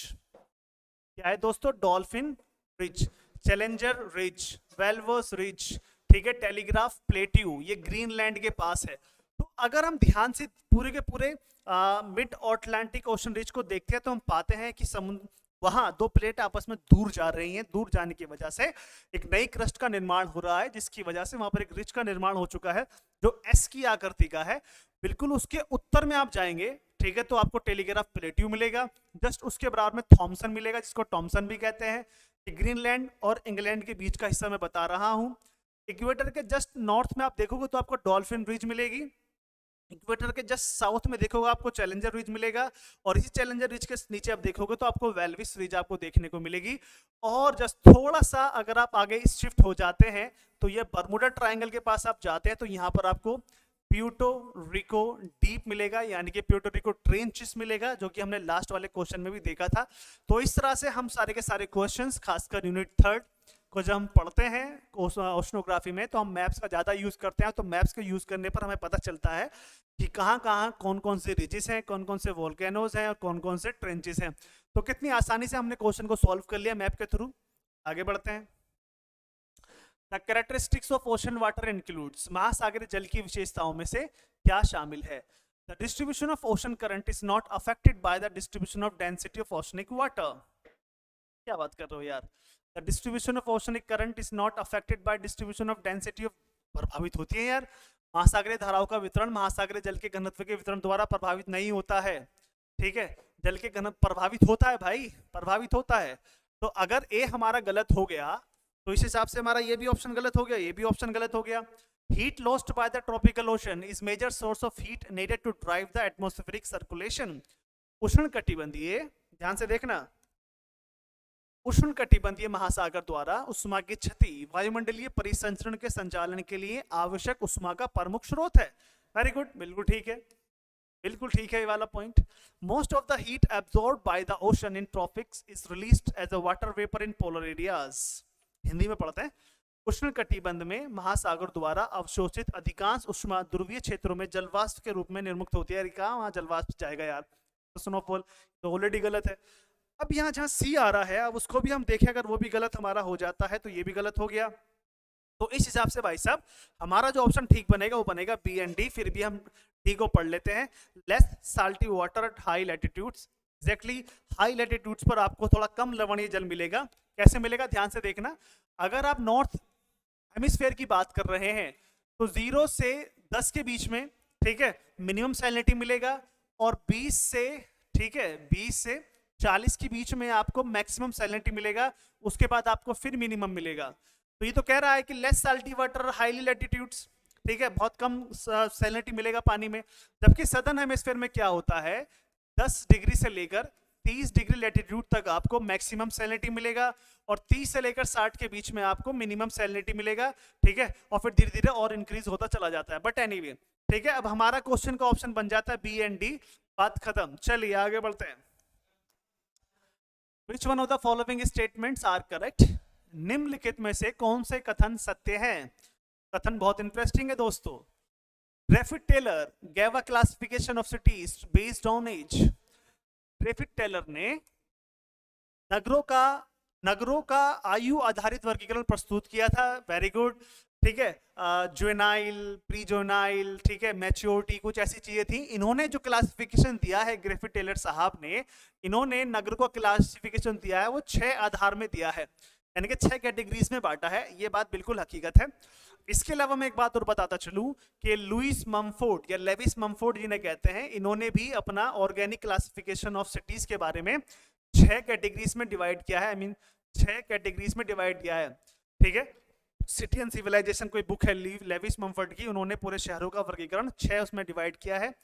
यूपोलिस, polish, Megapolis, metropolis, एचे और फिर नेक्रोपोलिस, कुछ ऐसे शब्दों का यूज इन्होंने किया है। C.D. Harris used pure statistical method of standard deviation for functional classification। Pure statical method, क्या बात कर रहे हो यार, कुछ भी मतलब क्यों करते वो, ऐसा कुछ नहीं करा इन्होंने भाई। 1931 में इन्होंने क्या करा, सेंसस ऑफ जो भी अमेरिका का होता था वहां से उन्होंने एम्प्लॉयमेंट और ऑक्यूपेशन की कैटेगरी निकाली और उसके आधार पर अपना फंक्शनल क्लासिफिकेशन ऑफ सिटीज दिया था, जिनमें इन्होंने 9 प्रकार की क्लासिफाइड किया था शहरों को कि 9 प्रकार के होते हैं, ठीक है। इंडिया में लागू नहीं है ये वाला, इंडिया में एलिजिबल नहीं है, कभी समझ रहे हो, तो इस हिसाब से गलत हो गया। जहां गलत हो जाता है आप देख लो, बी ये रहा, ये गलत हो गया, ये गलत हो गया, ये गलत हो गया। खाली हमने सेकंड ऑप्शन से पूरा का पूरा क्वेश्चन निकाल लिया, लेकिन फिर भी पढ़ लेते हैं। Sector model of Homer Hoyt was based on the study of spatial pattern of house rent in American cities। ठीक है, कोई दिक्कत थोड़ी ना है।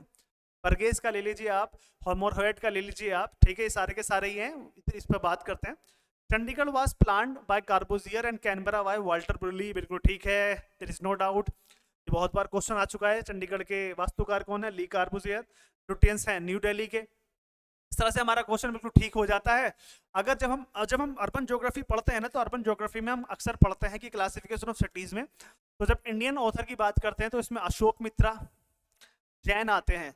इसके अलावा हम देखें तो C.D. हैरिस, ओरिसिवो, ठीक है, नेल्सन आता है, ठीक है, ये बड़े बड़े नाम आते हैं। लेविस मम्फोर्ड आता है, ग्रिफिथ टेलर आते हैं। तो शहरों के क्लासिफिकेशन को लेकर हम ये 6-7 जो हमारे इंपॉर्टेंट ऑथर्स हैं इनके बारे में पढ़ते हैं और समझते हैं कि हमारे थॉट्स किस तरह से आगे बढ़ेंगे।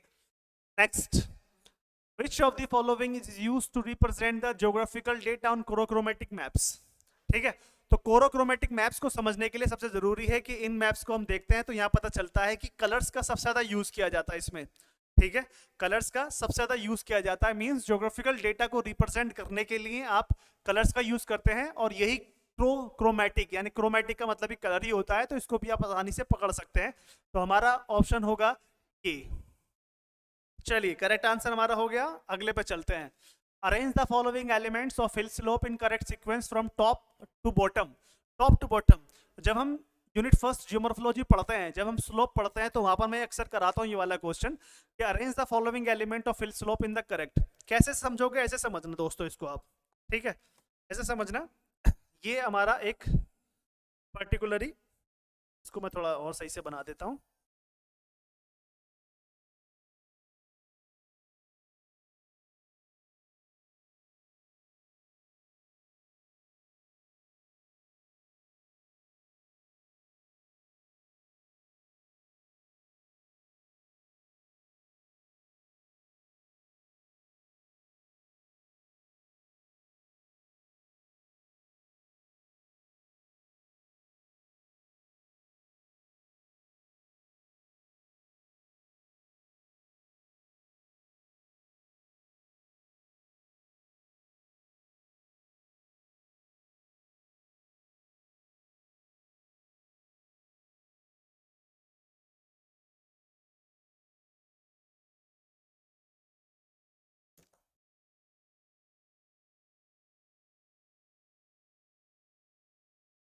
डेपोजिशन। तो जब भी आप पूरा का पूरा स्लोप एनालिसिस पढ़ोगे तो सबसे पहले आपको क्या पता चलेगा कि यहाँ पर है वैक्सिंग स्लोप। ये कौन सा स्लोप हो गया दोस्तों? Waxing slope. वैक्सिंग स्लोप के जस्ट नीचे आ जाता है फ्री स्लोप। क्या आता है दोस्तों? Free slope. फ्री स्लोप के बाद आता है डेब्रिस, फिर आता है आपका वैनिंग स्लोप। क्या आता है दोस्तों? वैनिंग स्लोप आता है। तो इस तरह से देख लो आप कौन सा पड़ेगा। ए है, ठीक है, वैक्सिंग स्लोप, ठीक है, और आपका सॉरी थोड़ा मिक्सेक हो गया, ठीक है। तो इसमें देखना पहले आपका फ्री स्लोप आ जाएगा यहाँ पर। ए वैक्सिंग स्लोप हो गया, डी हो गया, ठीक है, फ्री स्लोप, फिर आ गया डेब्रिस स्लोप, फिर आ गया वैनिंग स्लोप। तो इस हिसाब से हमारा क्वेश्चन का आंसर निकल जाता है ए डी सी बी, यानी कि पहला वैक्सिंग स्लोप आएगा, फिर फ्री स्लोप आएगा, फिर डेब्रिस आ जाता है, फिर आएगा वैनिंग स्लोप। और इसको हम अपने स्लोप एनालिसिस में अच्छे से पढ़ते भी हैं और देखते हैं कि किस तरह से स्लोप को समझा जा सकता है, ठीक है। जनरली जो फर्स्ट फेज होता है वैक्सिंग और फ्री स्लोप वाला, दरअसल उसको फिजिकल और केमिकल वेदरिंग के थ्रू हम इसको डिस्कस करते हैं। फिर नेक्स्ट वाला डेब्रिस हम ट्रांसपोर्टेशन के थ्रू, फिर वैनिंग वाला हम जनरली पढ़ लेते हैं, ठीक है, डेपोजिशन के थ्रू। तो इस तरह से क्वेश्चन को सोल्व किया जा सकता है। Next, cultural eutrophication is caused by which of the following? सांस्कृतिक सुपोषण निम्नलिखित में से किसके द्वारा होता है?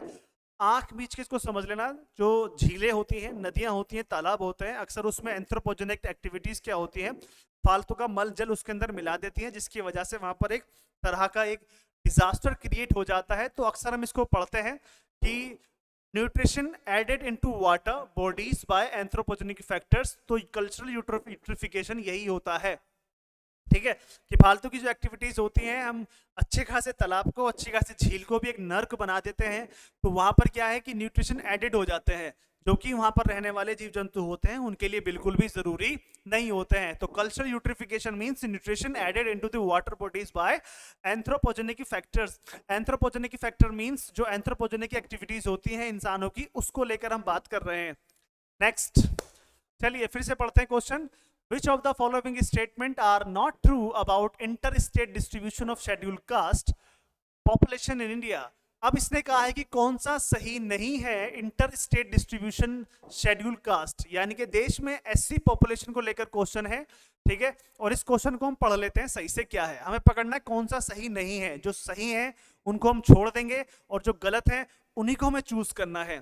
Bihar has the largest number of schedule caste population among all major states of India. Bihar has the largest number of scheduled caste population. ये बिल्कुल गलत है दोस्तों। बिहार के पास सबसे बड़ा ऐसी पॉपुलेशन नहीं है, यूपी के पास है सबसे बड़ा पॉपुलेशन। तो इसके हिसाब से ए तो हमारा ऑप्शन क्लियर हो गया कि ये गलत है। अगर ये गलत है तो ये हमें पिक करना है, ठीक है। तो हमारे दो ऑप्शन बिल्कुल कट जाते हैं, एक ये और एक ये। अब हमारा ए और सी और ए बी में ही क्वेश्चन होगा। Punjab has the highest percentage of share of schedule caste in its total population. Punjab की आबादी करीब करीब मान लीजिए आप 1,90,00,000। कितनी? 1,90,00,000।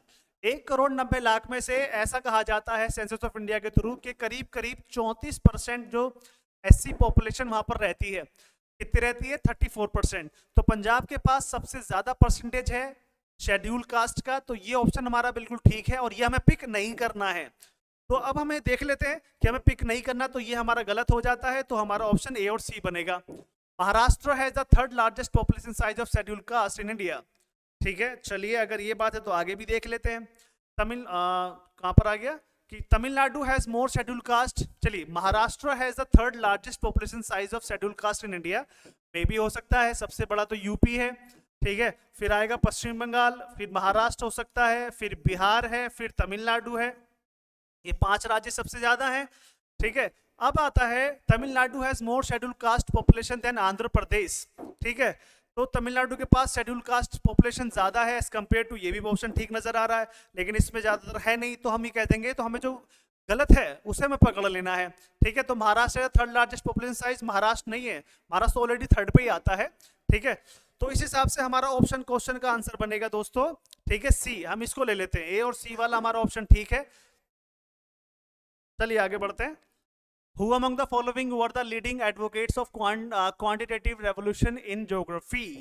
ठीक है, who was the leading advocates of quantitative? मात्रात्मक क्रांति के प्रमुख जो एक तरह से जिन्होंने ज्यादा एडवोकेसी की है उनके बारे में क्वेश्चन आया, ऐसे कौन कौन से विद्वान हैं जिन्होंने इस चीज के बारे में बहुत ज्यादा बढ़ चढ़कर हिस्सा लिया है। ठीक है, तो इसमें देख लेते हैं कौन कौन से वो विद्वान है जिन्होंने लिया है। देखो ध्यान से देखना, सैंपल एंड रेडसल। रेडसल के बारे में मैंने थोड़ी देर पहले बताया था, he was a founder of political geography, human geography, anthropogeography, politische, lebensraum, determinism, ऐसे कंसेप्ट इन्होंने दिए। इन्हीं के शिष्य हैं, रेडसल के शिष्य हैं सैंपल, जिन्होंने ठीक है अमेरिका में जाकर डिटर्मिनिज्म जैसे कंसेप्ट को प्रमोट किया। तो क्वांटिटेटिव रेवोल्यूशन इनके सामने कहीं भी नहीं है, तो ये कट हो जाता है।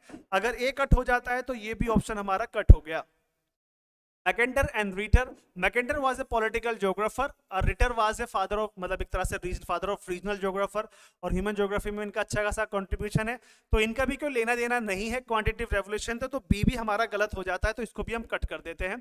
ठीक है, Peter Haggett and William Bunge, there is no doubt Peter Haggett, इन्होंने लोकेशनल एनालिसिस मॉडल्स दिए हैं और इनका बहुत बड़ा कंट्रीब्यूशन है। ठीक है, विलियम बुंगे की बहुत बड़ा कंट्रीब्यूशन है, तो हम ये कह सकते हैं एक तो ऑप्शन हमारा ये बन जाता है। ठीक है, कैंस्की एंड रेडसल, रेडसल फिर से आ चुका है तो ये भी कट हो जाता है। डी आप कट कर दीजिए, कट हो गया डी आपका, तो सी हमारा ठीक है और ई हमारा ठीक है, यानी कि हैगर स्ट्रैंड एंड शोरले ये भी बहुत इंपॉर्टेंट हो जाते हैं। तो दो ऑप्शन हमारे बिल्कुल ठीक हो जाते हैं, सी एंड ई। ठीक है, Peter Haggett and William Bunge, Hagerstrand and Chorley. तो अक्सर जब हम पढ़ते हैं क्वांटिटेटिव रेवोल्यूशन जो 1950s और 1940s के बाद से स्टार्ट होता है, तो ह्यूमन ज्योग्राफी 1930 तक बिल्कुल सही चल रही थी, लेकिन 1930 के बाद ही अचानक ही ह्यूमन ज्योग्राफी में नए नए मॉडल्स आने शुरू हो जाते हैं। तो उन्हीं मॉडल्स में से बहुत सारे मॉडल्स को स्टडी किया गया और एक टर्म दिया 1963 के आसपास, एक बर्टन नामक व्यक्ति ने क्या दिया, बर्टन नामक व्यक्ति ने क्या कहा, क्वांटिटेटिव रेवोल्यूशन। तो क्वांटिटेटिव रेवोल्यूशन के जो जनक हैं वो हैगर स्ट्रैंड हैं, शोरले हैं, पीटर हैगेट हैं, विलियम बुंगे हैं। Getting my point? अगर आप पूरे के पूरे क्वांटिटेटिव रेवोल्यूशन को पढ़ते हैं तो दरअसल आपको तीन अप्रोच समझ में आती है, जिसमें एक है लोकेशनल एनालिसिस, ठीक है, लोकेशनल, एक है स्पेशल एनालिसिस और एक है सिस्टम एनालिसिस। लोकेशनल एनालिसिस में आपने वेबर की थ्योरी पढ़ी होगी, आपने वॉन थ्यूरन की थ्योरी पढ़ी होगी, और सिस्टम एनालिसिस में आपने सेंट्रल, ठीक है, प्लेस थियरी पढ़ी होगी, जिसके अंदर क्रिस्टोलर का और लॉश के सिद्धांत आपने पढ़े होंगे। तो इन सिद्धांतों के आधार पर ये कहा जाता है कि किस तरह से ज्योग्राफी को समझने के लिए नए नए तरह के लॉज बनाए गए, फॉर्मूलेस बनाए गए, मैथमेटिकल फॉर्मूलेस को यूज किया गया ताकि ज्योग्राफी को बेहतर तरीके से रिप्रेजेंट किया जा सके। ये क्वांटिटेटिव रेवोल्यूशन का बहुत बड़ा पार्ट है। और क्वांटिटेटिव रेवोल्यूशन में जो लोकेशनल एनालिसिस मॉडल्स हैं ये given by Peter Haggett and William Bunge. ठीक है, गेटिंग माय पॉइंट? तो इन सारी चीजों को हम समझते हैं तो पता चलता है कि पीटर हैगेट, विलियम बुंगे और हैगरस्ट्रैंड एंड शोरले का बहुत बड़ा कंट्रीब्यूशन है क्वांटिटेटिव रेवोल्यूशन में। नेक्स्ट चलिए फिर से देख लेते हैं, अगला क्वेश्चन है, ये असर्शन वाला है। ठीक है, असर्शंस में पहला असर्शन देखिए आप फटाफट। With global warming, organism that were formerly restricted to warmer regions will become more common toward the poles. भूमंडलीय तापन से जो जीव पहले गर्म प्रदेशों तक सीमित थे, ध्रुवों की ओर अधिक सामान्य हो जाएंगे। इस हिसाब से तो भाई ये पॉइंट समझ में सही आता है। ग्लोबल वार्मिंग हो रहा है, ठीक है, पृथ्वी का तापमान, जो उद्योग जब शुरू हुई थी औद्योगिक क्रांति, तो उससे पहले 14.5 डिग्री सेल्सियस था, जो भी बढ़कर 15 डिग्री सेल्सियस यानी कि 15 डिग्री सेल्सियस तक पहुंच चुका है। इतनी बड़ी तादाद में अगर टेम्परेचर बढ़ा है तो कहीं ना कहीं हमारे ओशन का टेम्परेचर भी बढ़ा है।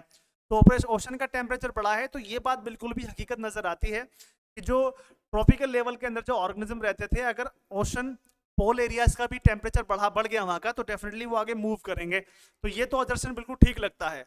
रीजन पकड़ लेते हैं। Geographical distribution of organism could not be significantly altered by climate change. जलवायु परिवर्तन से जीवों के भौगोलिक वितरण में महत्वपूर्ण बदलाव नहीं होता। क्या बात कर रहे हो यार, ये तो बिल्कुल गलत है भाई। क्लाइमेट चेंज, जलवायु परिवर्तन से जो भौगोलिक वितरण होता है उसमें बहुत ज्यादा जीवों का जो परिवेश होता है वो बदल जाता है। ठीक है, तो ये तो रीजन बिल्कुल गलत है। तो मैं कहूंगा कि A is a correct and R is not correct. ठीक है, तो मेरा ऑप्शन रहने वाला है ये। चलिए आगे बढ़ते हैं। Which of the following surface has the maximum albedo? ठीक है, जितना भी इंसोलेशन आया आपके पास, कितना आपने रिफ्लेक्ट कर दिया। हम जानते हैं कि हमारे एटमॉस्फेयर में 100 यूनिट आती हैं, 35 यूनिट जो हैं, ठीक है, वो वापस एटमॉस्फेयर से एटमॉस्फेयर यानी कि बाहर से बाहर ही चली जाती हैं। 65 यूनिट्स हमारी एटमॉस्फेयर में एंट्री करती हैं और वापस 65 ही होकर चली जाती हैं, यानी कि पृथ्वी जितना रिसीव करती है पृथ्वी उतना वापस करती है। Getting my point? ऐसा नहीं है कि स्टोर कर लेती है, लेकिन climate change and global warming की वजह से हम देखते हैं कि पृथ्वी का जो टेम्परेचर बढ़ रहा है, क्योंकि जितनी यूनिट हम ले रहे हैं, जितना इंसोलेशन आ रहा है, उतना हम वापस नहीं कर रहे हैं, ट्रैप कर रहे हैं। आपने नाम सुना होगा ग्रीन हाउस गैसेस, तो ग्रीन हाउस गैसेस क्या कर रही हैं? इंसोलेशन को ट्रैप कर रही हैं, जिससे हमारे पृथ्वी का तापमान बढ़ रहा है। तो इसमें पूछा इन्होंने कि मैक्सिमम एल्बिडो कहाँ होगा, तो देखो डेजर्ट में तो सबसे कम होता है, ये भी सबसे कम है, ट्रॉपिकल फॉरेस्ट में सबसे कम है, तो क्लाउड ही होगा यहाँ पर। अगर यहाँ पर आइस होता, ठीक है, उसका भी सबसे ज्यादा हो जाता, लेकिन फिलहाल यहाँ पर डेंस है, तो हमारा ऑप्शन हो जाएगा डेंस क्लाउड। चलिए, इसमें लगाना है कि लिस्ट फर्स्ट स्टेट है और list second change in effective literacy rate 2001, कितना चेंज हुआ है लिटरेसी रेट में देख लेते हैं। तो ये तो क्लियर है कि भारत में सर्वाधिक शिक्षित राज्य जो है केरला है, तो हमारा 3 पहुंच जाएगा। उसके बाद दूसरा शिक्षित राज्य में कैटेगरी में जो शामिल हो सकता है वो है मिजोरम है, हिमाचल प्रदेश भी ठीक ठाक नजर आता है, ठीक है, ये है, और बिहार आपका ये हो जाएगा। तो केरल का पकड़ लीजिए फोर्थ, ए का आपका फोर्थ हो जाएगा, तो ए का फोर्थ है कहीं, ये रहा, तो हमारा क्वेश्चन का आंसर ये हो जाता है। इतना सिंपल सा क्वेश्चन का आंसर था ये वाला भी। चलिए आगे बढ़ते हैं। कमजुआंग पास, ये मैंने क्लास में करवाया, कमजुआंग पास अरुणाचल प्रदेश में है, ठीक है, तो ये तो डायरेक्ट क्वेश्चन आ गया। Next, which of the following map making techniques uses the interval in arithmetic progression? Arithmetic progression में कोई भी मैप टेक्निक यूज की जाती है वो है आइजथमेटिक, ठीक है, ये वाली टेक्निक है। क्वेश्चन का आंसर खत्म हो जाता है। Next, as per the census 2011, which of the following recorded second and first rank in population geography, I mean population growth during 2001 and 2011? 2011 की जनगणना से एक क्वेश्चन बना है, उसमें यह कहा गया है कि दौरान जनसंख्या वृद्धि में निम्नलिखित में से दूसरा और प्रथम रैंक प्राप्त किसने किया है, ठीक है, तो ध्यान से देखना, मेघालय ने टॉप किया है और अरुणाचल प्रदेश वो दूसरे नंबर पर है, तो बी और ए देख लो, जहां भी बी और ए हो तो वो आपका आ जाएगा क्वेश्चन, ये आंसर आ जाता है, बात खत्म, ठीक है। बाकी मिजोरम और ये दोनों ही बराबर, लगभग बराबर ही हैं, 23 से ज्यादा है, इंडिकेटर ग्रोथ से क्वेश्चन है ये वाला, 23% से ज्यादा है, ठीक है, और तो इस तरह से ए और बी हमारा रहेगा। मेघालय नंबर 1 है, अरुणाचल प्रदेश नंबर 2 पर है। चलिए next, elements of visual images and feature identification से क्वेश्चन आया है, इस क्वेश्चन को देख लेते हैं। टोन की बात कर रहा है, साइज की बात कर रहा है, शेप की बात कर रहा है एंड पैटर्न की बात कर रहा है। तो जो टोन है, साइज है, शेप है, पैटर्न, इसको पकड़ लेते हैं। एक का दूसरा आ रहा है, देखो ध्यान से देखना, टोन जो होता है लैंड कवर लैंड यूज के लिए यूज किया जाता है, तो आप तो सीधे इसको पकड़ लीजिए। एक का दूसरा जहां भी हो पहले उसे चेक कर लो, एक का दूसरा ये आ रहा, आपका क्वेश्चन का आंसर बिना पढ़े ही निकल गया, यानी कि आपने सिर्फ एक ही ऑप्शन देखा और एक ऑप्शन देखते के साथ ही आपका क्वेश्चन का आंसर सामने आ चुका है। चलिए आगे बढ़ते हैं। List 1 type of industry, list second उद्योग का प्रकार, इसको देख लीजिए आप। जूट कहां पर सबसे ज्यादा होता है, वूल कहां पर होता है, सिल्क कहां पर होता है, कॉटन सबसे ज्यादा कहां पर होता है? Getting my point? देखो अगर वूल देखोगे दोस्तों, तो वूल ठंडी जगह पर आपको देखने को मिलेगा, तो मैं ऊन को लेकर सीधा कुल्लू पहुंच जाऊंगा। सिल्क सबसे ज्यादा मैसूर में होता है, there is no doubt. Cotton Hisar में होता है और जूट होता है ओंगेला में। आप लगा लीजिए कि अगर डी का कौन सा होने वाला है, अगर डी का तीसरा कहीं पर आ रहा है तो ऑप्शन हो जाएगा, ये कट हो गया। सी का दूसरा लगा लीजिए आप, सी का ये दूसरा आ रहा है, ठीक है, सी का यहां दूसरा आ रहा है, तो ये आपका क्वेश्चन का आंसर हो जाएगा ए का, ठीक है। चौथा, next, which statement are true about the benefit of world trade organization? दोस्तों हर एक एग्जाम में इंटरनेशनल ऑर्गेनाइजेशन से क्वेश्चन बन रहा है, हर एक एग्जाम में। अब देखो WTO क्या कहता है, बहुत केयरफुली सुनना मेरी बातों को आप। Trade disputes between among countries are handled constructively. दो देशों के बीच में अगर व्यापार को लेकर लड़ाई चल रही है, जंग चल रही है, तो उसको WTO एक कंस्ट्रक्टिवली स्टेप बाय स्टेप उसको सॉल्व करने की कोशिश करता है, तो ये ट्रू की बात कर रहा है, तो ये हमारा ऑप्शन हो जाता है ट्रू।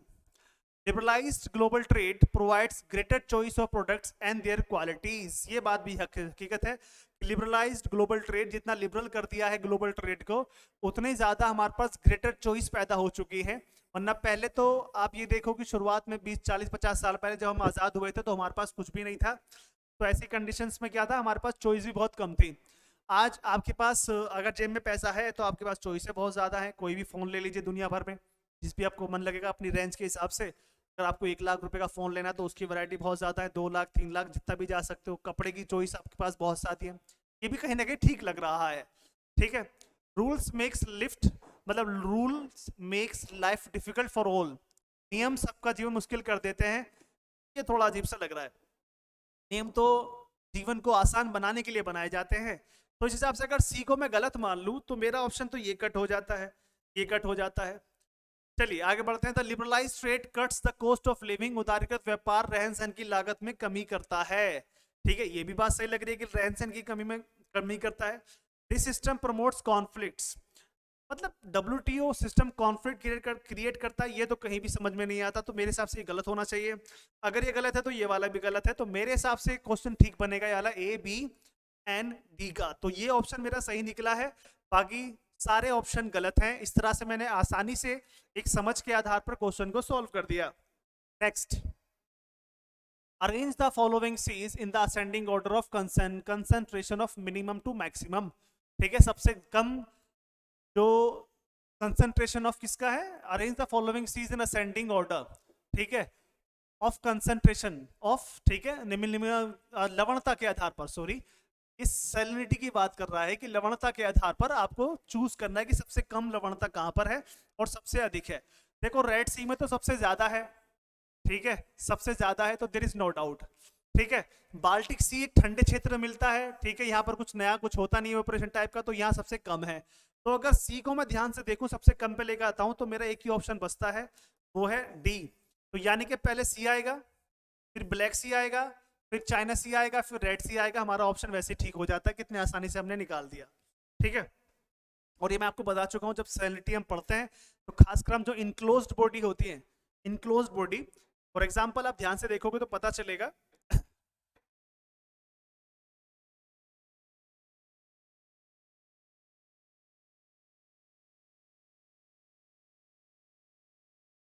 ठीक है, ये है इजिप्ट का पेनिनसुला, सनाई पेनिनसुला, और ये आपका बन जाता है पूरा का पूरा इजिप्ट।